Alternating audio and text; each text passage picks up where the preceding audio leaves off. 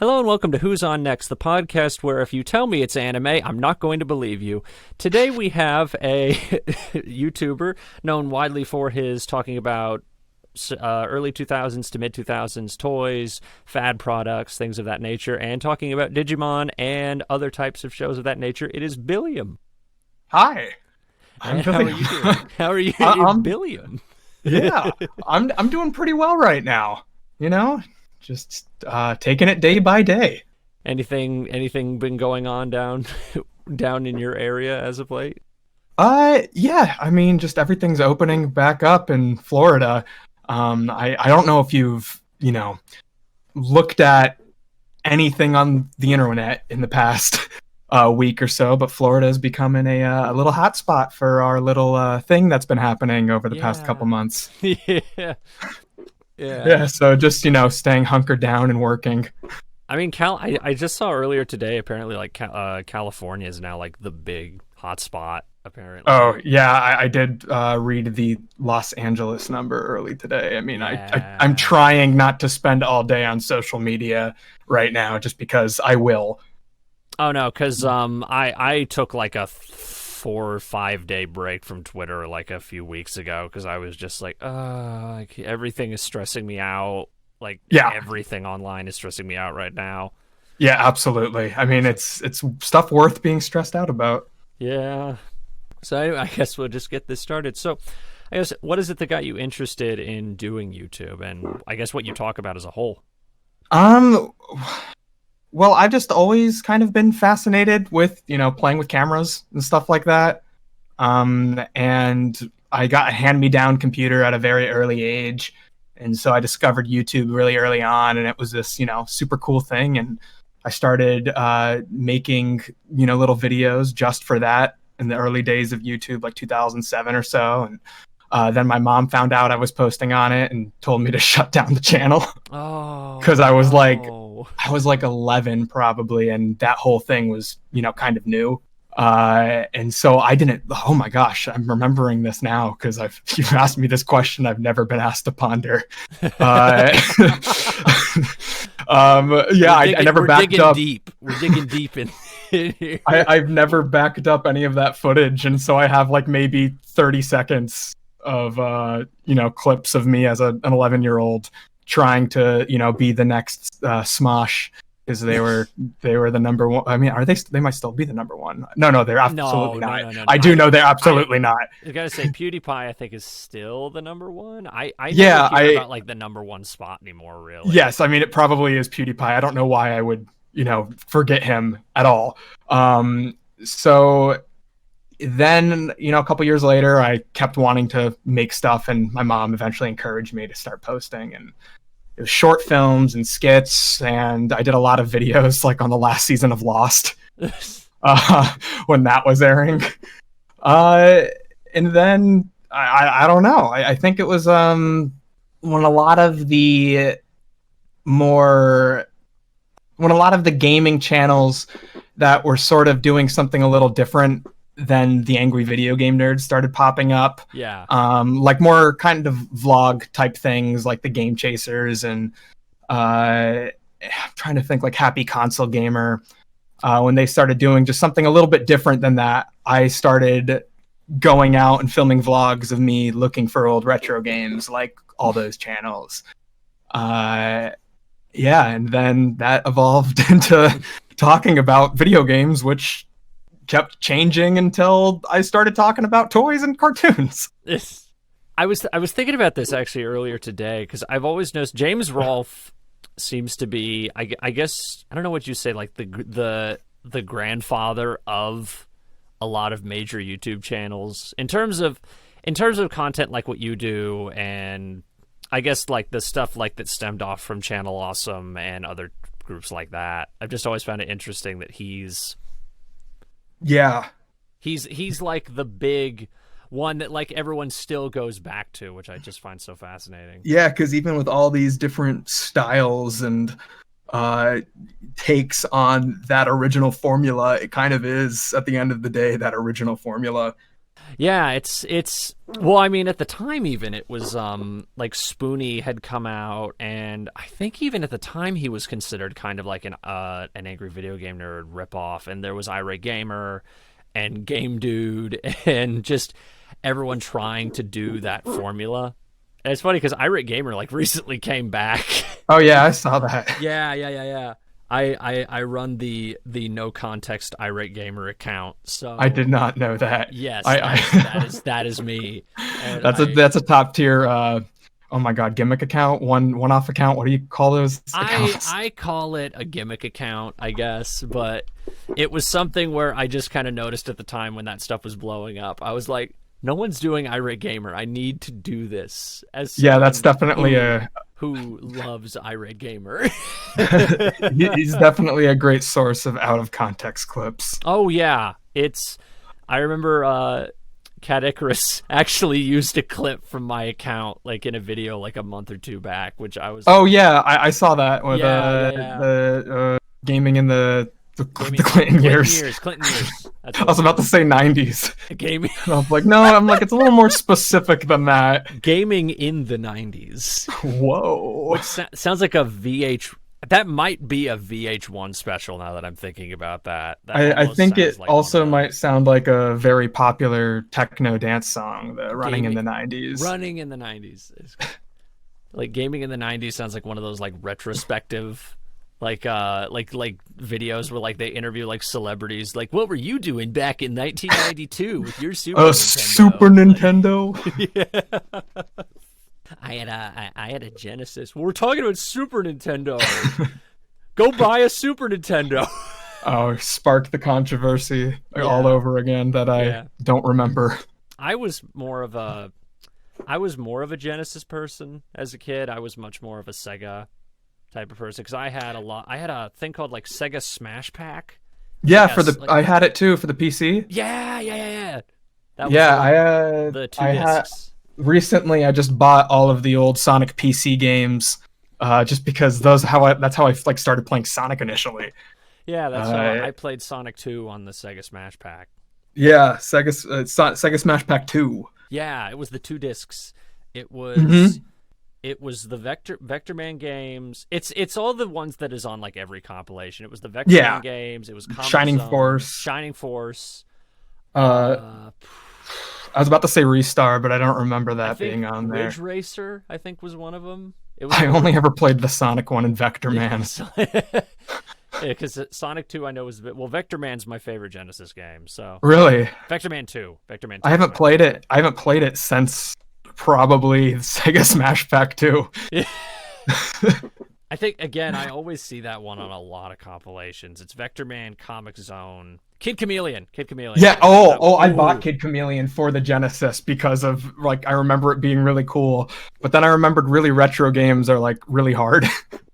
Kid Chameleon. And so I put it down in about like 20 minutes. I have the PS4 Genesis collection, and I was playing Kid Chameleon. I think that's the furthest I've ever gotten in Kid Chameleon, but it genuinely got to a point where it was just like, this is just too hard. Even like having to like do the sinful rewind function, it's still too hard. Like having to go back. I don't have kid patience with video games anymore. Like, I wish I did, but like when I get frustrated, I'm just like, nope, not doing this anymore. Oh no! Like, do you look back at have you looked back like at old high scores for games if you still have them and be like, how did I do that back then? I cannot play games for like more than 2 hours almost anymore. Like, yeah, I was having like a little crisis before the new Animal Crossing came out because I was worried I wasn't gonna like dedicate time to play it. And then it came out, and I was absolutely right, and I'm really sad about it. I was hoping to be like a switch, and I was completely wrong. No, absolutely not. I played it for like 2 weeks. I loved every second of it, and then just it went away. And I'm like, why? Why am I cursed with like priorities that God, I hate it.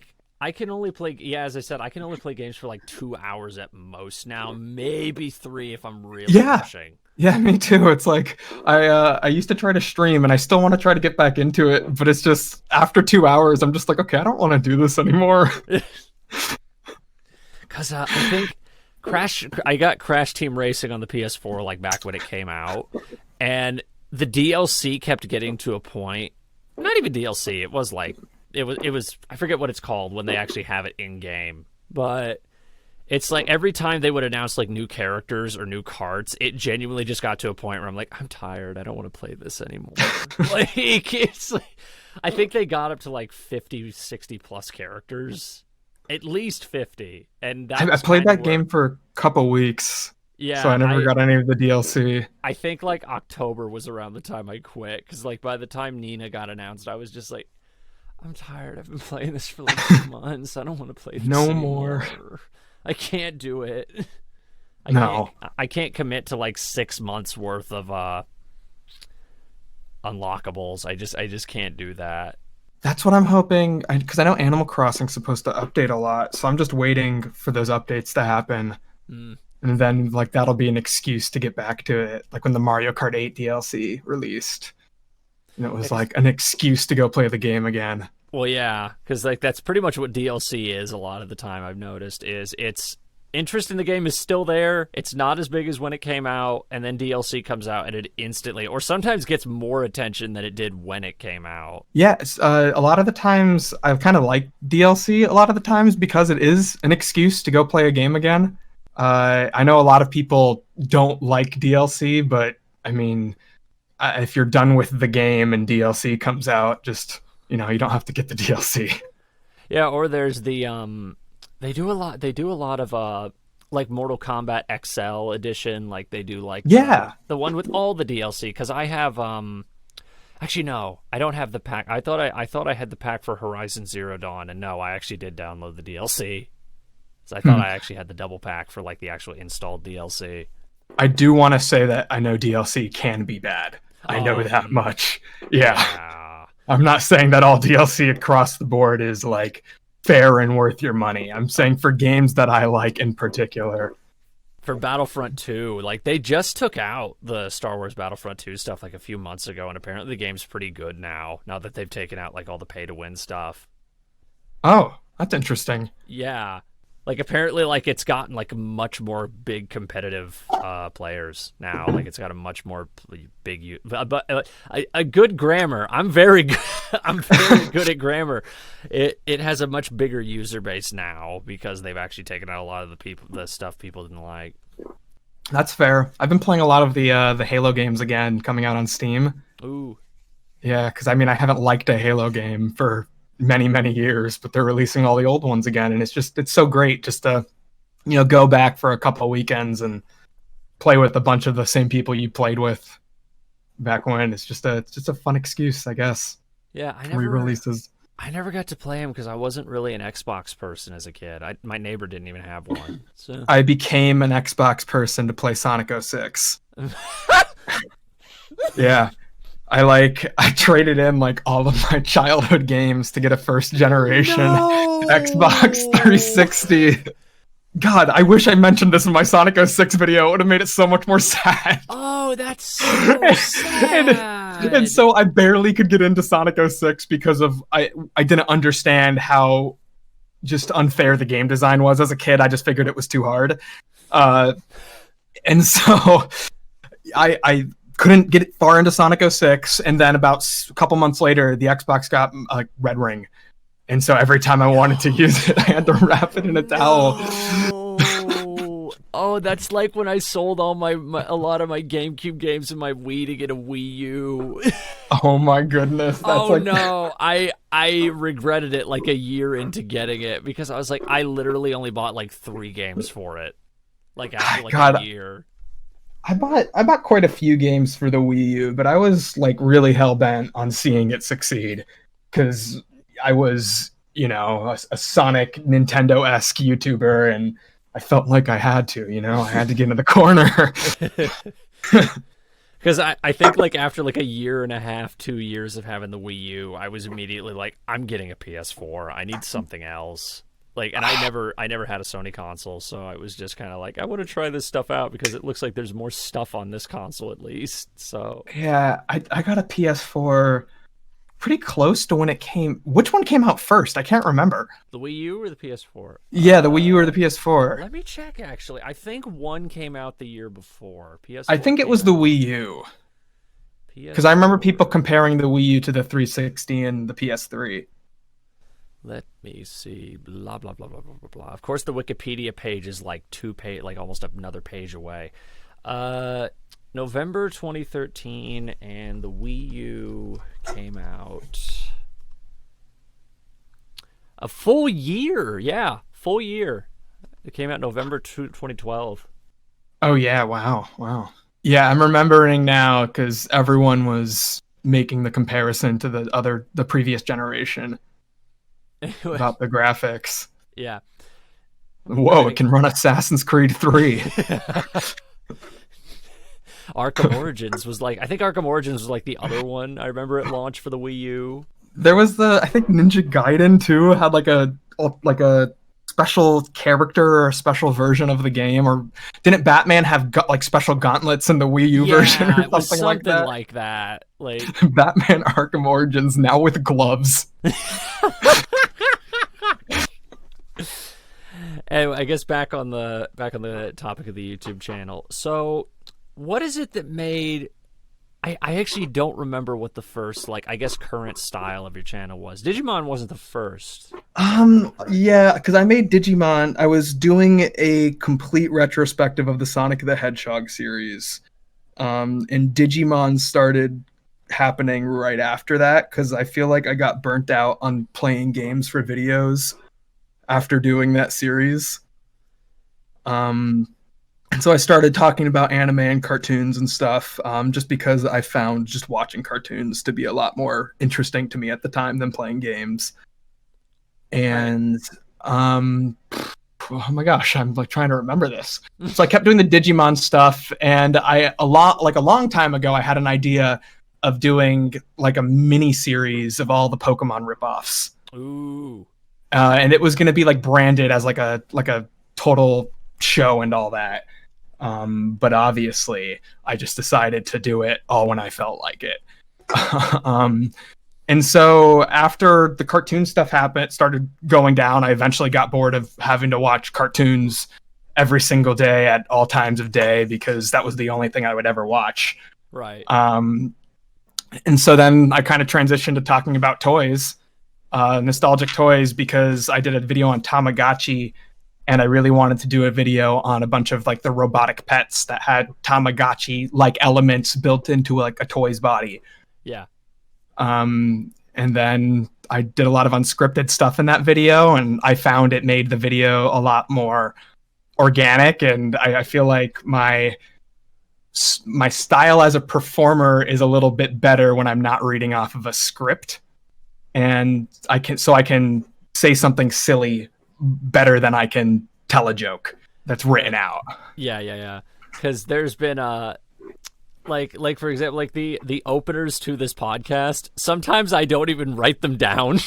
I literally will just on the spot, because sometimes I don't think that's a good idea, because there's been a couple times where I'm like, that opener wasn't as funny.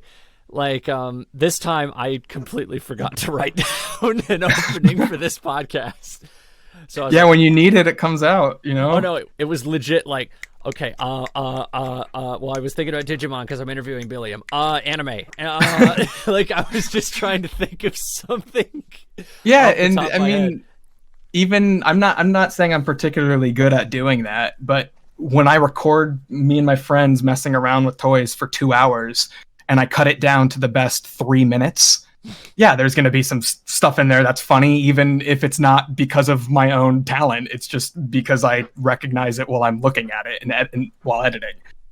But that leaves, 2 hours and 57 minutes of total garbage. Yeah, that you don't see. Literally sitting there for like 3 hours almost, just like bored to death. It's like looking at security camera footage almost. It's kind of easy because if I look at the audio files, I can see when I'm not talking.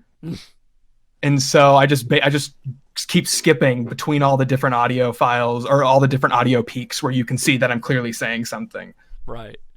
So it doesn't take as long as the recording was, fortunately.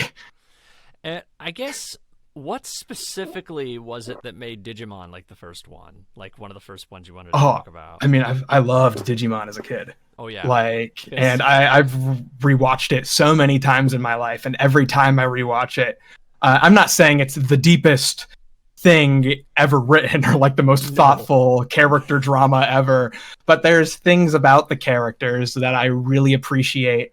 And I think especially it was a show that didn't talk down to its audience in terms of tackling the more domestic familial issues of the cast. I just feel like it's a very genuine show, and it's something that I've watched many times throughout my life, and it was an easy video to make because I was really familiar with it already. Right, because as a kid, for me, I was into Pokemon, Digimon. I was in the big three: Yu-Gi-Oh, Pokemon, Digimon. Yeah, me too. And Digimon was the one thing where I was into it, but it was never on at a good time when I was me neither. Yeah, same. So I didn't watch a lot of it as a kid. I had 3 VHS tapes. It was the first 3 episodes. It was the Myotismon, the end of the Myotismon arc. Yeah, I'm looking at the VHS as you're talking about right now. And the first Digimon's 02. Yeah. The VHS. Yeah, I had all the releases for the first series. There was 5 in total. And I mean, they weren't. That's so weird. There were only 5. And they weren't. So the first 3 volumes were like episodes 1 through 3, then 4 through 6 up the way to 9 over the course of 3 volumes. Right. And then volume 4 was the ending to the second arc. So you never get the conclusion of the first arc on VHS. Right. They never got to, as far as I know, they never got to the end of the Devimon arc. No, they didn't. I think there were PAL releases that did. Because there exists different covers in that art style. And it's funny because like there's a website with the Will forums that collects a lot of Digimon art assets. And they have all of the production assets created by Fox Kids to promote Digimon, and all the clip art assets of the characters are the pictures on the VHS covers. I think my favorite is how I think on the O2 one in particular, the first one, the art looked very off model to me as a kid. Yeah. It's like the weird like they didn't use assets, like they had like an artist come in, I guess, and draw them or something. They look like they were drawn in early Flash. Yeah. That's like I think on the Myotismon one, they use a combination. We're talking about Digimon art assets. I think in the Myotismon VHS. I need to look this up now. I need to look up what the cover of that VHS looked like. They have a mixture of both the American and the Japanese art assets. Yeah. Okay, I found it. Because I found the first one, and that VHS for the first 3 episodes, that was a bulky VHS tape, and I don't know why that tape. The case was a harder plastic, and the cover was in a different style completely. And it like clicked when you closed it, like it was like a library VHS case or something. I eventually lost the tape as a kid, but I had the case still, and I kept all of my Yu-Gi-Oh cards in it. Oh, I still have big metal tin full of my Yu-Gi-Oh cards from when I was a kid. I still have it to this day. I had a dresser that I took with me when I moved out of my parents' house to my first like college dorm room. And then I brought it with me to my first apartment with roommates, and brought it with me to where I live now. And eventually, while after moving at all these places, I took out the bottom drawer, and there was just like 200 Yu-Gi-Oh cards sitting at the bottom of it that have been sitting there for over a decade, like preserved. If I left them in there, they would have been found by future archaeologists. Like a wad of like a stick of gum that was never touched. That's like hard as a brick in there, or something like that. And his name is Elemental Hero Bubble Man.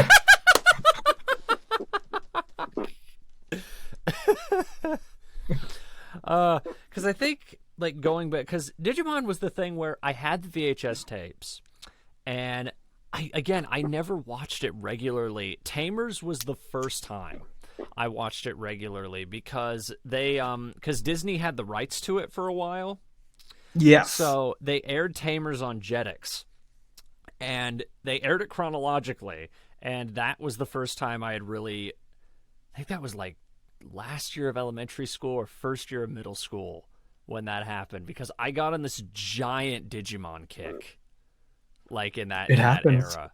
Oh no, it was, and I think that was around the time I started heavily using YouTube. That was the other thing, because I was just looking up Digimon stuff. I watched I watched it when I was a very young kid on like Fox Kids and VHS and all that.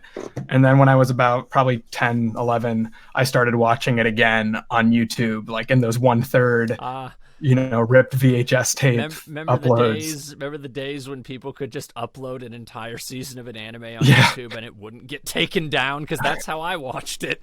I have a DV tape from like my parents' video camera of me sitting at my desk narrating over a Digimon Frontier episode uploaded to YouTube, trying to make my own abridged series.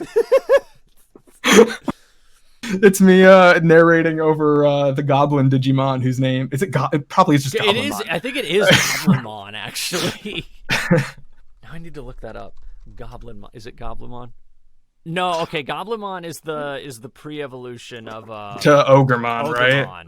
Yeah. What was it? Was one of the Digimon Masters. What was its name? Yes. Oh my gosh. Excuse me, fellow people listening to this podcast. We are. This is the most critical point of this podcast. We need to find out who this is. Digimon, I will gladly. Ground Digimon Lord Digimon Frontier. Okay, I found the character, but it doesn't have Grumblemon. Grumblemon.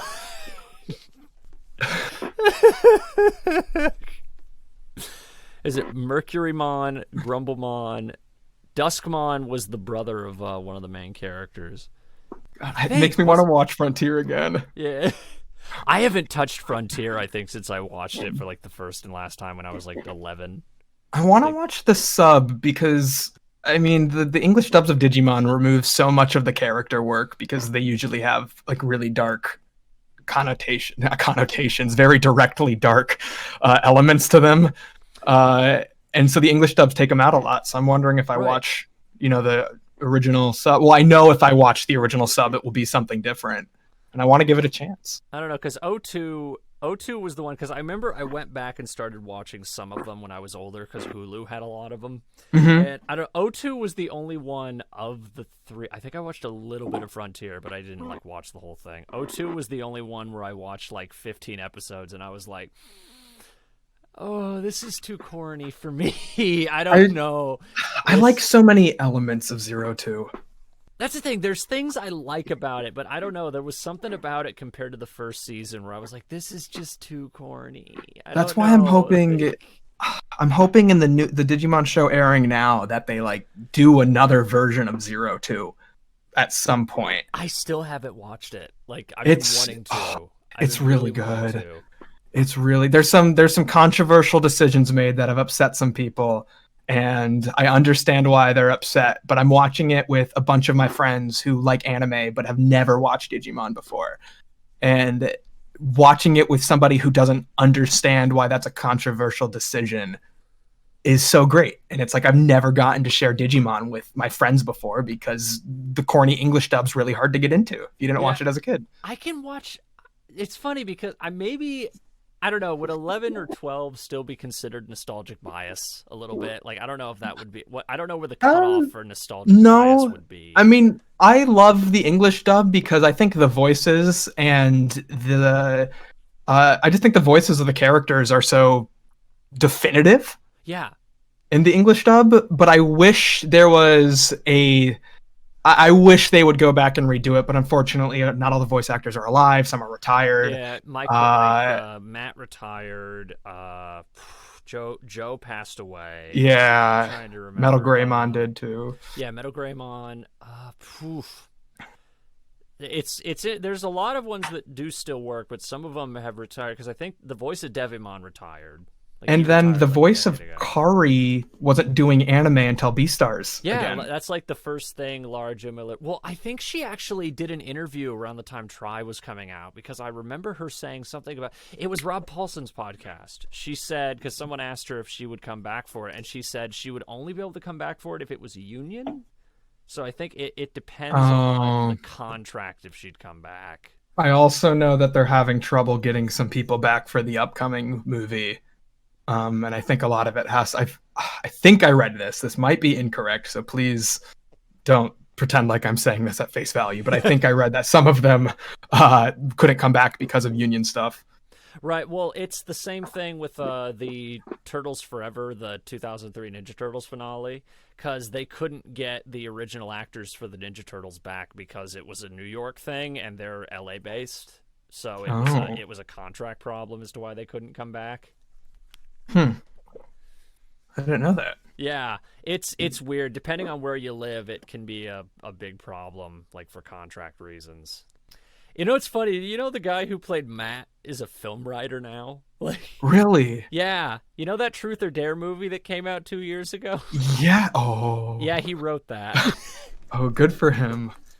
Good for him. I mean, I guess depending on quality, good for him. But it probably paid better. You know, sadly. There's a 50% chance that Puppetmon and TK played Truth or Dare. So I guess it's a good Digimon homage. Oh. I was trying to figure out what his name was, and I realized that his name's probably not Matt. What, TK or who? Oh, no, the voice actor for Matt. His name is Michael Rise, I think is his name. Yes, okay. Oh, man, they won't get him back for Flamemon either. That's okay. Oh, shit, yeah. I forgot. Oh my God! You just got the noise back in my head. I had forgotten. He also played Ice Devimon, which is just a Christopher Walken impression. Well, because it's funny because for the longest time I thought that it was a different voice because I went back to Tamers. I was mixing it up with another Digimon villain or something because I was thinking for some reason he had like a Schwarzenegger voice. And I was thinking of a different character, like a one. I'm trying to think. I'm positive that there was a Arnold Schwarzenegger voice. I just can't think of who it was. I know in Fusion there was, because I know in Fusion there was an Arnold Schwarzenegger. There's an Ice Devimon in Digimon Fusion, not played by Michael Rice, who also does the Christopher Walken. Yeah. It's Patrick Seitz, and they're still doing the Walken impression. I love the one specific. They had to keep that. Whoever was it makes me wonder, like, do you think the voice directors may have worked on the earlier seasons, so they might have remembered that. So that's probably the best explanation for that. I remember I'd interviewed Derek Stephen Prince, who was Ken and Demi Devimon and Impmon and tons of characters, and I interviewed Colleen O'Shaughnessy, and she was Sora on Digimon. And both of them were in Tamers, and they've appeared in Fusion. They've appeared in pretty much every show in some way. So, and I remember asking both of them, like, is that just a coincidence, or is it just like, are you good in with the company that makes Digimon? And there's like, no, it's just a coincidence that we've done everything. Like, it's just a really big coincidence. We've come back for like every show. Like, yeah, that makes sense. I mean, especially if they're in the same auditioning pool. Yeah, I guess, but I just found it interesting because I had always been like, Derek Stephen. Like, it wasn't a specific ask. Everything. Yeah. Yeah, that is interesting. Yeah. Wasn't the voice of Sora also in Data Squad? Yeah, they're just in everything, aren't they? Yeah, and I think in Fusion too. Well, yeah, she's one of the main characters in Data Squad and in Fusion. Yeah, she's a Yoshi and Angie. I don't remember the name. Data Squad was kind of the point where I stopped watching Digimon as a kid. Oh my God. I remember kind of the point where I was like, I don't like this as much as I was 11. I watched the sub online, and it was like, the Shadow the Hedgehog of Digimon seasons. Ooh. So it was just like the coolest thing at that age. Because I think for me, it was just kind of like, as a kid, because I watched it dubbed, and I was just kind of like, I don't know, this isn't that fun to me. I don't like this. So I just kind of stopped watching it after like 10 episodes, I think. That was the first time I ever got upset over probably the only time I ever got upset over like a translation change, because they changed the main character's name, who I can no longer remember, to I think Marcus. Yeah, I was just looking it up to see what it was, and it's Marcus. I can't even remember what his original name was, but I was upset over it. Let me see. Masaru. Masaru Daemon was his name. Yes. Yes. How long was that Digimon tangent? Jesus. I could talk about Digimon for too long. I mean, Oh, I no, did. I could I too. did. I have a 3-hour video. I was gonna say I could totally talk about Digimon like all day. It's the same like because I think there was a period where I went back to every individual of the big three. I went back to every one of them around the same time because I watched like 10 episodes of Pokemon, I watched 10 episodes of Digimon, and I watched 10 episodes of Yu-Gi-Oh! And I gotta tell you, Yu-Gi-Oh! Has aged like milk. Yeah, people want me to talk about Yu-Gi-Oh! And I would like to one day, but I can't. Like, it's so hard to go back and watch. I said O2 is corny. Yu-Gi-Oh! Is like unwatchable corny. Yeah, like, and I can't watch it without laughing at it constantly. It's also just so cool in my memory. Yeah. And it's like, why would I want to take that away? Well, it's funny because I watched GX because I never watched it as a kid. Because I was like, this isn't Yu-Gi-Oh! This is a different character. Like, I was like, I just didn't watch it. So I was watching like a few episodes of GX, and honestly, I kind of liked GX a little more.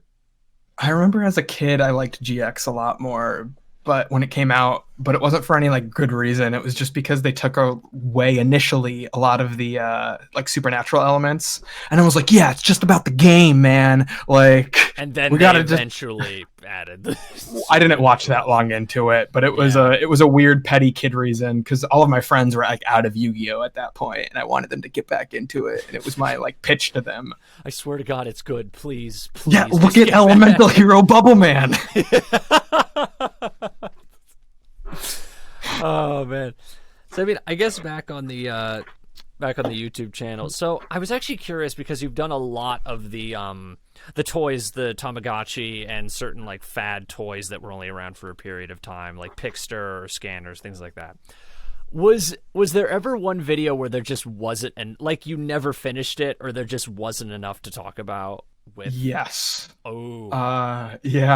Cartoon card games.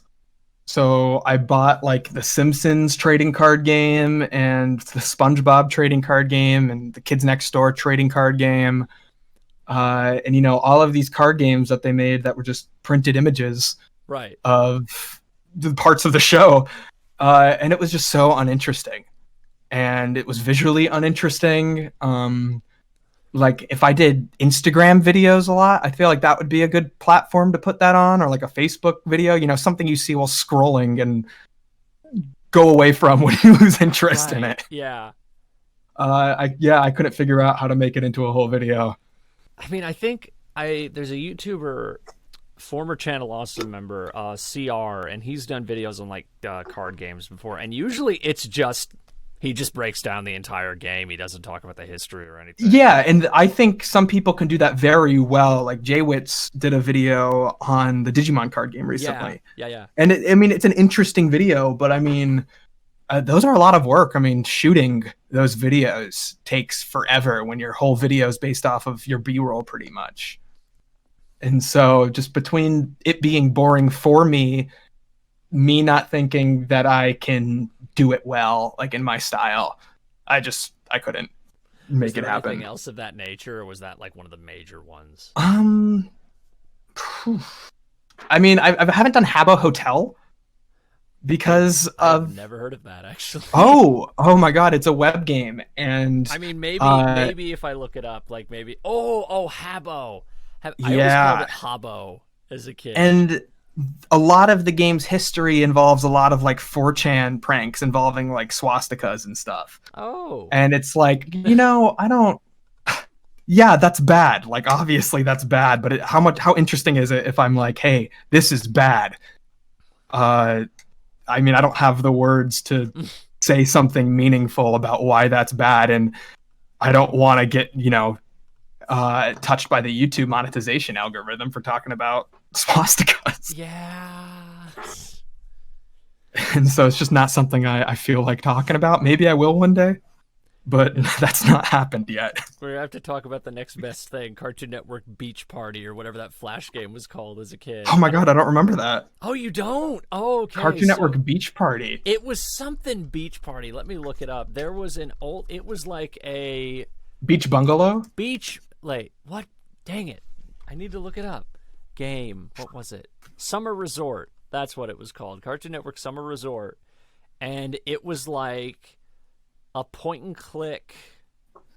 Not really point and click. You had to like look around for certain objects and like talk to people. It was just kind of like a collectathon almost, and it was split up into segments because it was based around, I think, 4 pilots that Cartoon made. And I don't think any of them ever ended up getting picked up. But yeah, they made this Flash game that was just based around these 4 pilots that never got picked up. It was really I don't remember that at all. I mean, I played a lot of those Flash games. I think you can still find it online somewhere, but I see the cartoon. Is it the Cartoons Beach Bungalow? That's what it is. Cartoon Beach Bungalow. Because I looked it up. Wait, maybe they changed the name at some point. It's like really yellow. Okay, no, this is this might have been what it was tied into. Let me look this up. Flash game, Cartoon Network features edit. No, okay, this is a different thing. This was a different. The other one was called Cartoon Summer Resort. Oh yeah, I just scrolled down to that on Google Images. Yeah, there it is with the ostrich. So yeah, that was another. I find it sad that they've gotten rid of a lot of the old games I played as a kid when I was looking back at their site. Yeah, I mean, Flash isn't supposed to exist. It makes me sad. It makes me sad too. It's like, why? I mean, I'm sure there's some technical reason to move it's a past technical reason. I remember finding out the reason why, because I think they said that they just don't want to support it anymore, because they just don't see much of a reason to, because a lot of things don't run on it anymore. But I don't get what the point of removing it from browser support. Like, if you want to install it, let them install it, but make it like a niche thing. Oh, I was talking to a friend about this yesterday. Like, someone is eventually going to rip it, like Macromedia, and put it online, like for people to use. Like, someone is eventually going to do it. Hell, it might happen this year. Like, someone's probably going to do it, like, around the time Flash is about to die this year. Hopefully. Because a lot of people have been archiving those Flash games. So. Yeah, Neopets just put their whole website on mobile. Really? Yeah. Neopets is like the one site where, as a kid, I went to it a lot, and then I went back to it after not touching it for over a decade, and the site still looks exactly the same. Yeah. It looks no different. I want to check out the mobile port, but I mean, VPET games take a very long time to like play and actually make progress in, so it's like, how badly do I really want to? Do they have the games from the site like on? Yeah, I think they converted all of them. I mean, it might be running off of some weird like converting software that just runs the Flash games. I have no idea what I'm saying, by the way. Yeah. Who knows though? Because I think there was a mobile game that was based off of a web game that I played recently. And it was just like a browser that connected you to the website. That's interesting. Wait, like, was it an app and you'd click on it and it would like send you to the browser? I mean, I don't know. I don't really it was a browser that could only take you to their website, basically. But it felt like the desktop version, just able to be viewed through a mobile app. If that makes sense. That's weird. I've never heard of that. I have never heard of that before. That is weird. Do you still have it on your phone? No, I don't believe so. But I'm gonna look at what videos I've made to see if it's something that I can. Oh, I think it was Webkinz. I love the realization. Just. Oh, I think it was Webkinz. Yeah, it was, and it wasn't the mobile app. It's the desktop. The thing you have to download the launcher for the desktop. I think it like still runs on Flash somehow. Oh my god. I think so. That might be wrong, but that's what my memory is telling me. This is like the most technical interview I've ever done, with the amount of like game and With somebody who knows absolutely nothing of what he's talking about. I don't know. I don't know anything about how a lot of specs. I could just make up any sort of specs. It's like, yeah, I'd have to believe you because I assume that you're correct. I'd have to believe never assume I'm correct. There are so many dumb errors that get in my videos, and I'm like, how did I do that? How did I make that mistake? What's a distinct one that you can? Okay, let me browse. Okay, so I misread the Sonic CD manual once, and I thought it said that Amy was from the Little Planet, and I called Amy an alien in a video. I mean, technically, you're right. Well, she's not actually from the Little Planet. She was brought there. Sonic is technically an alien, so. But from the perspective of their planet. Okay, I was gonna say. I mean, technically, they're aliens. Hey, in Sonic's eyes, we're all aliens. in Sonic's one mono eye, we're all. And I think in my Pop Tropica video, I said that Scholastic was owned by Pearson, which is not true. I'm trying to. Who owns Scholastic? Now I'm actually curious. I think Scholastic owns No, it's probably one of the major publishers. I think Scholastic owns Scholastic. It is one of the major publishers, I think. They are... well, their NASDAQ score. I don't know.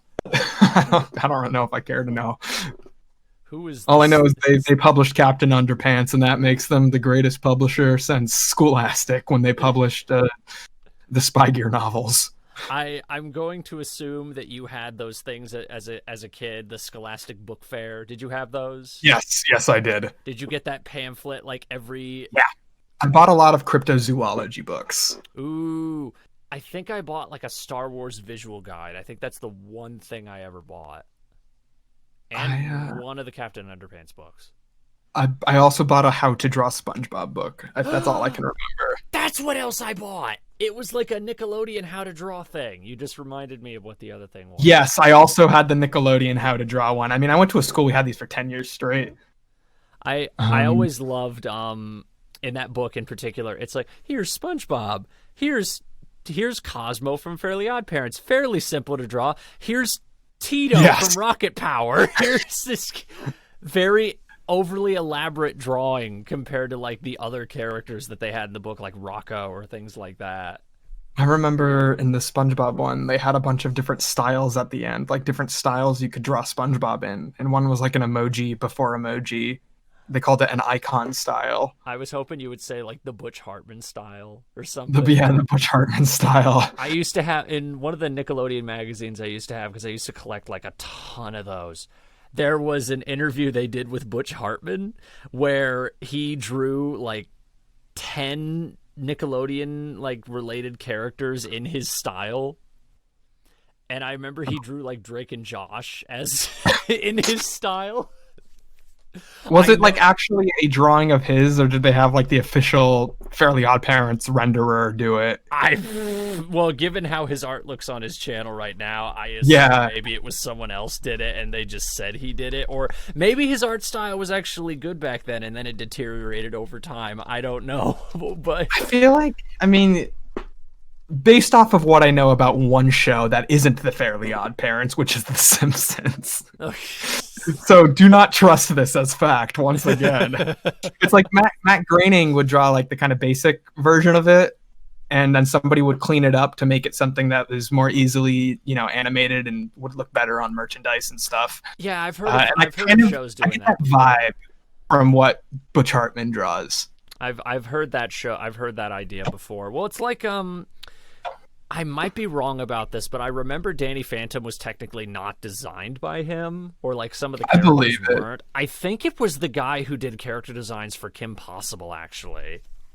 Yeah, I believe it, and they kind of like Butch Hartmaned it a little bit. Yeah, well, because I remember the guy who made the character designs for Kim Possible, because there was that whole thing of the Danny Phantom 10 years later video where he drew all the characters. And Yeah, I remember that. A Jack Kirby era Marvel comic, and it did not look right at all. No. I mean, I was like, it's neat that people are talking about Danny Phantom. I didn't even realize that people didn't like those interpretations of the characters until that Butch Hartman video controversy came out recently. I was gonna say which one. There's like 4. The one from the goodness, the live I feel so bad. stream. I think that not was the live. Oh yeah, the live stream too. The interview live stream. You mean? Yeah, because those were both, I think, like back to back when like both of those things happened. Like they were like a week or 2 apart. The one that happened recently about him not paying the artist to draw either Elf Detective or Imagination. Oh, yeah, that pilot that that like I think they're still working on or something, or it's finished. I don't remember what, but I remember like the artist came forward and was like, "Oh, he didn't pay me." Yeah, like oh my god, like he took all my credit and he didn't pay me.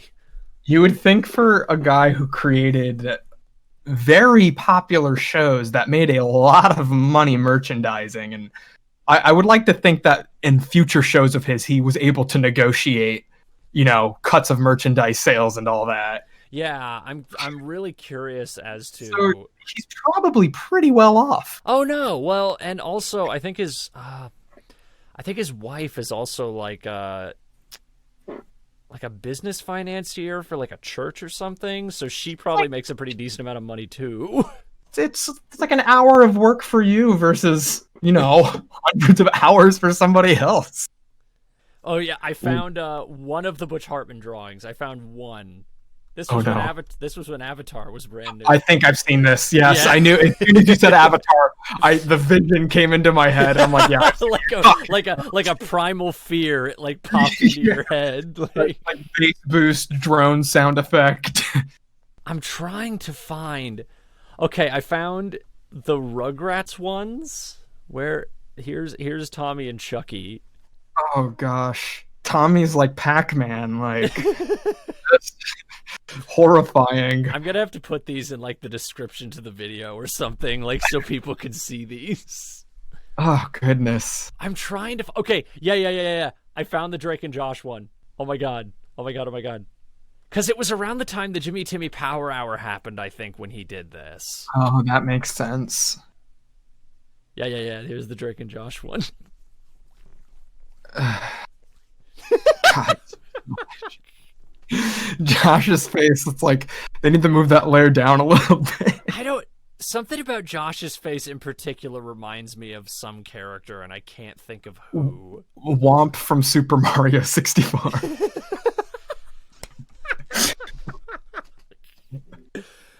Or no, Thwomp. Thwomp, not Womp. Well, they're both okay. I was gonna say there is a Womp and there is a Thwomp. So yes, it's Thwomp, the one that's just like a slab. Oh my god! And he did a 15th anniversary. Oh my god! You can see the difference. Like it doesn't even look like the same. Like I don't think it is the same. Like I think that's probably a different artist drawing those, or he probably drew a rough thing in like 2 seconds and. They were like, "All right, we got to can this," but it's ironic because honestly, the rough one looks better than the one he did like a year ago. Like if that is the case, I hate whenever he does like caricatures. He includes Cosmo and Wanda in it. It's like, oh my god, like a self-insert, like kind of. Yeah, thing. It's like you don't need his signature on there. You know that he threw himself in there anyways. I would love to see Butch Hartman tackle classical art next. Vincent Van Gogh in the Fairly Odd Parents style. It's like Kronos eating Zeus and Cosmo and Wanda like in the background. What's the like one of the creepiest paintings I've ever seen is like Saturn devouring his son, and he like just does that. Yeah, that's what I mean. I mean Saturn in the Butch Hartman style. the what is it, like the skinning of Saint Francis and just the Butch Hartman style or something like that.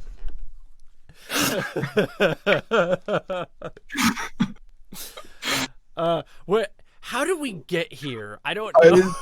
I don't know, but I don't know it's about the how we've journey, gotten yo.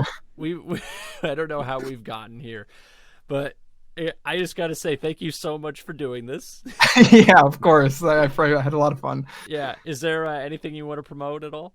I mean, I have a YouTube channel. If you look up Billiam, I'll show up. I think so. Sometimes a four-piece British boy band shows up. Really, Um, there's a band yeah, I called guess Billiam. so. Oh yeah, there's a British four-piece boy band that is called Billiam. Yeah, so if you look me up, Billiam, I'll pop up there, and I have a lot of playlists. So I cover a lot of different topics. Just pick what you're interested in, and then go down the rabbit hole. If There's you, surely something you'll like in there. there's something for everyone.